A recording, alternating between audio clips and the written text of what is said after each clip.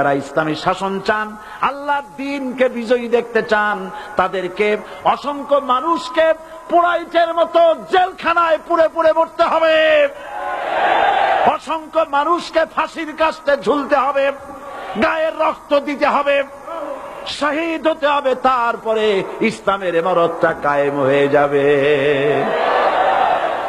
শায়ের কবি কি সুন্দর করে বলছেন, কবি সুন্দর করে বলছেন, ये शहादत गहे उल्फत में कदम रखना, ये शहादत गहे उल्फत में कदम रखना, लोग समझते हैं आसा है मुसलमान होना।